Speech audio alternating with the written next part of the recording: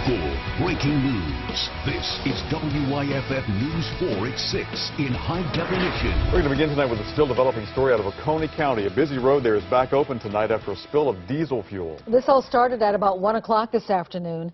Oconee County fire officials tell us the tractor trailer was pulling out onto Blue Ridge Boulevard when it clipped the curb. That punctured the truck's side fuel tank. We are told 75 gallons of fuel leaked into the road. Part of Blue Ridge Boulevard was closed for 3 hours while crews worked to clean up the spill. We're told no one was injured and the road was reopened at about 4 this evening. Grief and sorrow. Tonight, that's what's being felt as law enforcement lost one of its own. WYFF News 4's Mandy Gaither is live and local on the story in Franklin County, Georgia for us tonight, where a deputy is being remembered right now. Mandy, good evening. Well, good evening, Michael. And deputies are honoring Cruz Thomas at the building that bears his father's name. In the silence that surrounds the Franklin County Sheriff's Office, Cruz Thomas can still be felt. It's here that the 26-year-old grew up, visiting his dad, who's the sheriff, knowing one day he'd put on that uniform, following in his father's footsteps. He not only wanted us to be proud, he wanted his father to be proud. And that proud moment came when Thomas was hired by his father as part-time deputy. With so much life left to live, no one fathomed Thomas's dreams would end here on Interstate 85 at mile marker 163, where Thomas tried to pull over a speeder Wednesday night. Troopers say a tractor trailer attempting to change lanes caused Thomas's patrol car to go into the grass median. Thomas lost control, went across both northbound lanes and overturned, hitting several trees. While no accident is ever easy to see, for Stevens County Sheriff Randy Shirley, knowing it was the son of a close friend made it even harder. I just told him that I loved him as a sheriff and a fellow officer, and that we were there for him. For so many, Thomas wasn't just a co-worker or friend, but like a family member. The sheriff has asked his deputies to move forward through their collective grief, keep providing protection to the community. Officers here say that's now what they're attempting to do, because that is what Thomas would have wanted.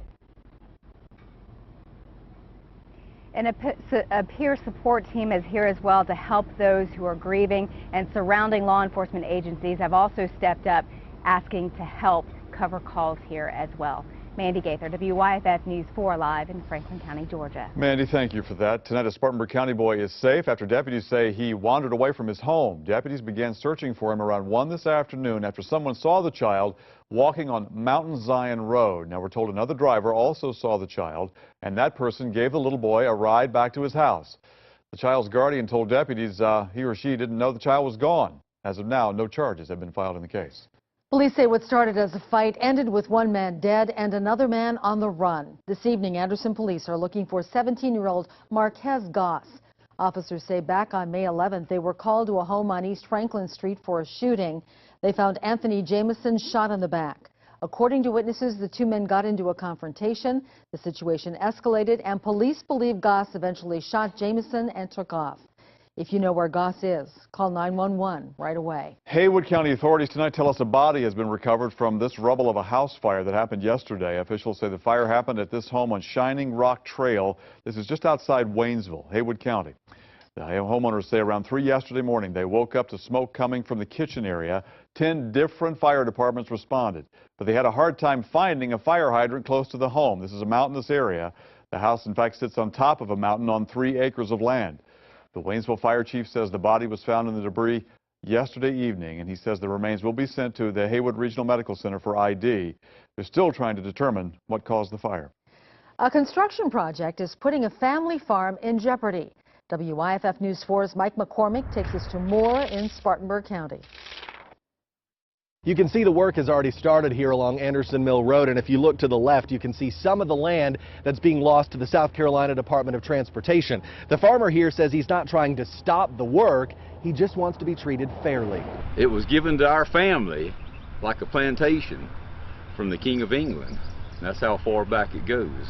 James Anderson says he never wanted to sell the land that's home to his dairy farm, but says he was forced to do so because of eminent domain. He tells us the DOT took 6.6 acres from him as part of a bridge replacement project that a spokesman says will improve drainage and safety.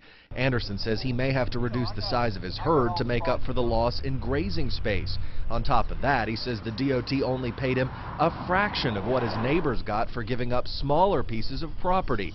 He's now suing the DOT to get proper compensation. We're the last operating family-owned dairy farm in Spartanburg County. The agency referred us to its attorney, who said he couldn't comment because of pending litigation. Mike McCormick, WYFF News 4, Spartanburg County. Oconee County deputies have a new billboard, and they hope it's going to lead to some new tips in a cold case there. Drivers in the Bountyland community of Oconee County will pass this sign now. Authorities believe it'll bring some new attention to a case that's gone unsolved for nearly 16 years. Sheila Ann Carver's father reported her missing back in June of 1998. She was last seen in the Utica Hill area. Deputies believe she is dead, and foul play is suspected. Now, since her disappearance, her father and the sheriff's office there have worked to solve the case, and they're looking for help, obviously, here, and there is a $20,000 reward being offered in the case. Work to fix a sinkhole near Lake Hartwell will begin soon. The hole opened earlier this month on Highway 51. Officials believe the sinkhole was caused by a problem with the pipe underneath the highway. We're told the repairs will be expensive, more than $1 million. The work will likely take months to finish. The Georgia DOT says it hopes to have Highway 51 back open by the end of August. Live look here. NBC's Bob Costas is in Greenville tonight for the ACE Awards. That's a live look inside Redemption World Outreach in Greenville, where the event is going to happen later on. The ACE Awards, by the way, honor students who are local and who've given back to their community in some way. Each winner has been nominated by their peers. Costas is the keynote speaker. Our own Nigel Robertson will MC, and we'll have much more on the ACE Awards, including more reaction from Bob Costas, coming up all new tonight at 11 here on WYFF News 4. Right now, an open house is taking place at the Calvary Home for Children in Anderson. The organization provides services to families and children in need. This afternoon, a ribbon cutting is held in the group's new Family Enrichment Center.